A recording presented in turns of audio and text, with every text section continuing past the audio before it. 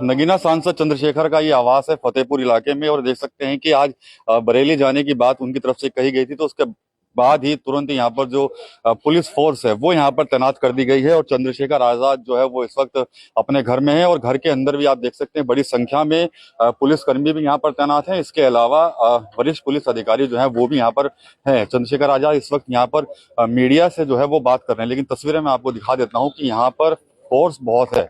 आज कार्यकर्ताओं की भीड़ कम है, और तमाम जो पुलिस के जो अधिकारी हैं, कर्मचारी हैं, वो इस वक्त चंद्रशेखर के आवास पर हैं। और यहाँ पर उनको जिस तरह से उन्होंने बरेली जाने की बात कही थी, उसके बाद से ही पुलिस अलर्ट पर आ गई थी, और उनको बरेली जाने से जो है पुलिस रोक रही है।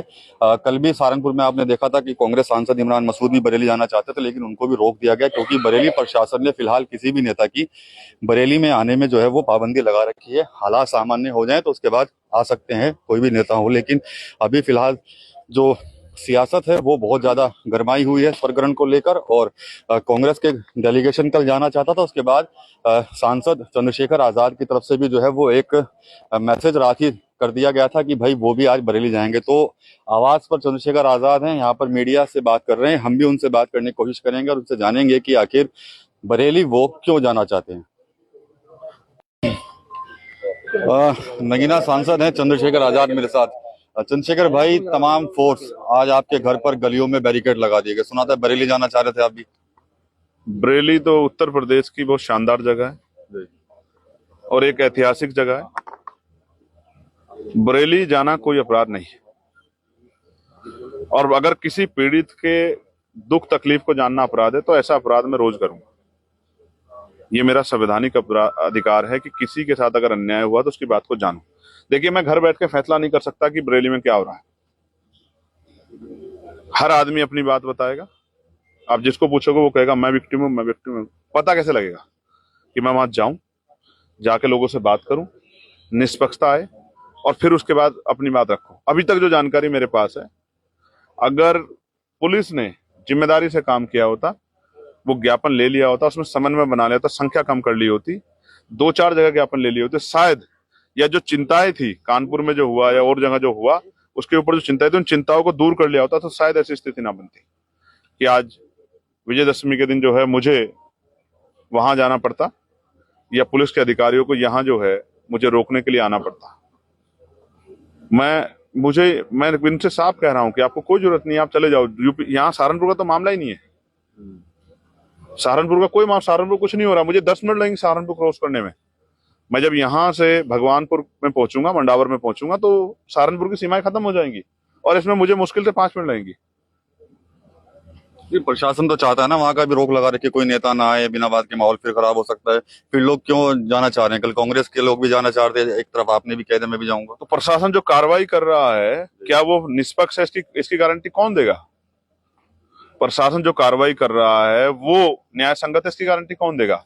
और वहां से जो लोग, तमाम वहां पीसी हो रही है, तमाम चिंताएं जाहिर की जा रही, पूरे देश से लोग मैसेज फोन कर रहे हैं, तो इन चिंताओं पे कैसे जो है विराम लगेगा? जब तक वहां कोई जिम्मेदार आदमी जाके वहां की सच्चाई को जान के मीडिया के जरिए, पार्लियामेंट के जरिए, किसी पत्राचार के जरिए, किसी आंदोलन के जरिए लोगों तक नहीं पहुंचाएगा।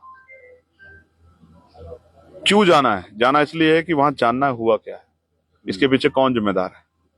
वही जिनके ऊपर आरोप लगाया, या वो जिन्होंने आरोप लगाया? किसने किसको, असल में कौन था वो जिसने पत्थर फेंका? हम तो आंदोलन से निकल के आए। अगर पुलिस सतर्क हो, LIU इंटेलिजेंस अपना काम कर रही है, तो पत्थर छोड़िए, कागज नहीं उड़ सकता है। पत्थर तो बहुत बड़ी बात है, वजन होता है पत्थर में। तोकी रजा के ऊपर ये उंगलियां उठी हैं सबसे ज्यादा, तो उन्होंने उनकी तरफ से ही करवाया गया सब ये। देखो, ऐसा है, सरकार कहती है कि इस आदमी मुकदमा लगा दो, उसको जेल डाल दो, पुलिस बेचारी अपना काम कर देती है। असल न्याय कहाँ होता है? आरोप तय कहाँ होते हैं? वो कोर्ट में होते हैं। आरोप लगाना आसान है, लेकिन उन आरोपों को जो है, जब उन आरोपों का पटाक्षेप होगा, तर्क वितर्क होंगे, लोग अपनी बात रखेंगे, तब वो कोर्ट में न्यायालय तय करेगा कि ये दोषी है नहीं। आज तो मीडिया ही सब कुछ तय कर देती है। तो मैं इस बात के खिलाफ हूं, इसलिए मैं आपसे कह रहा हूं कि मैं वहां जाना चाहता हूं और जाके वहां के हालात को जानना चाहता हूं। मैं पुलिस के भाइयों से ये आग्रह करता हूं कि वो मुझे जाने दें और मैं वहां जाके उनकी पीड़ा को सुनूं, और फिर जो भी सच है, मीडिया, आप जैसे महान मीडिया के साथियों के जरिए उस बात को रखो और देश को पता लगे कि असल बरेली में हुआ क्या है। कोकी रजा के जो करीबी हैं उन पर बुलडोजर कार्रवाई हुई, इसके अलावा जो हिंसा का जिन पर आरोप लगा है उनके एनकाउंटर भी हुए हैं बरेली में। तो मैं ये चाहता हूं कि प्रदेश की एक लिस्ट निकाली जाए कि जिनका एनकाउंटर हुआ है वो किन वर्गों के लोग हैं। ये जानकारी मिलनी चाहिए प्रदेश को।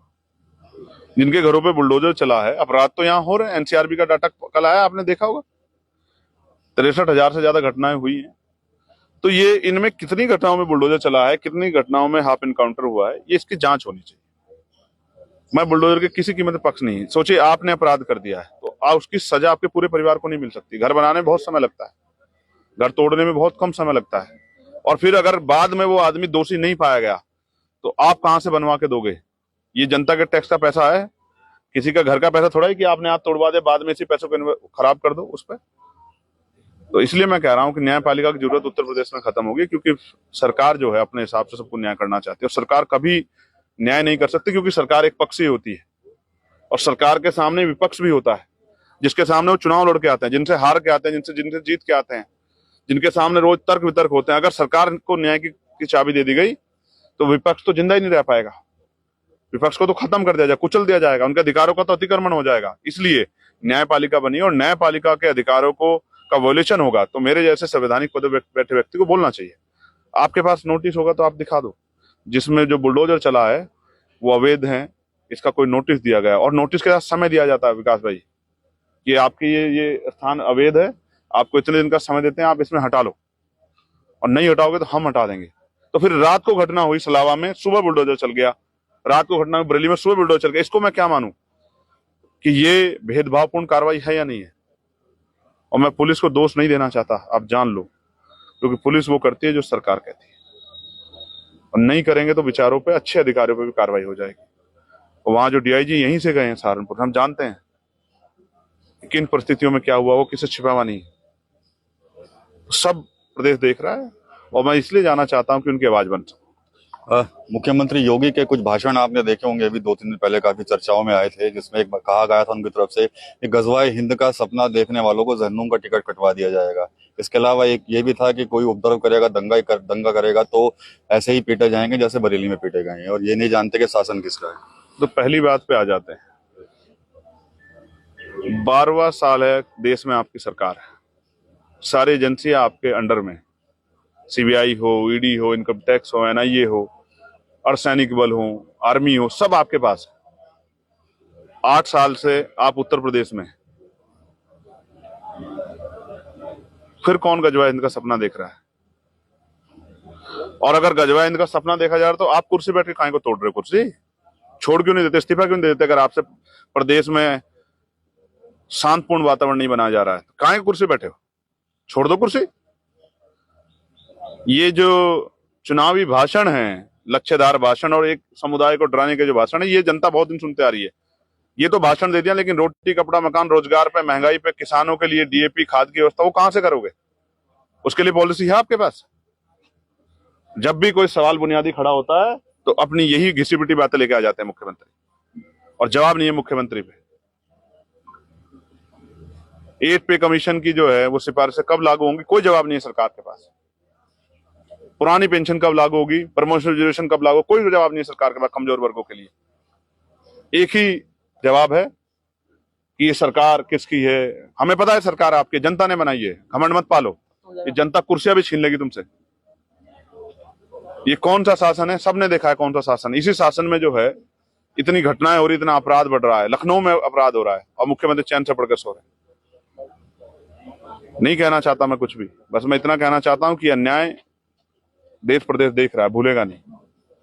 अब क्या करेंगे आप? मतलब फोर्स? मैं बात कर रहा हूँ, मैं अधिकारियों से बात कर रहा हूँ। वो ठीक है, पुलिस अपना काम कर रही है, मैं अपना काम कर रहा हूँ। वो अपने जो उनके दायित्व है उसको निर्वहन कर रही है, और मैं जो मुझे लड़ाई लड़नी है न्याय के लिए, संविधान की रक्षा के लिए, मैं उसको लड़ रहा हूँ, और मैं कोशिश करूंगा। मैं उनसे लड़ना नहीं चाहता। ये सब किसान परिवारों के लोग हैं, ये किसी धन्ना सेठ के बेटे नहीं है, किसी नेता के बेटे नहीं। किसी नेता का बेटा पुलिस में नहीं जाता है, पुलिस का कांस्टेबल नहीं बनता किसी नेता का बेटा, किसान का बेटा बनता है, मिडिल क्लास के जो अधिकारी कर्मचारी उनका बेटा बनता है, मजदूर का बेटा बनता है पुलिस का कर्मचारी। तो इनसे मेरी लड़ाई नहीं है, इनसे मैं नहीं उलझना चाहता। लेकिन जो सरकार दमन करेगी उससे तो लड़ाई होगी, और आर पार की लड़ाई होगी, मेरी बात को आप याद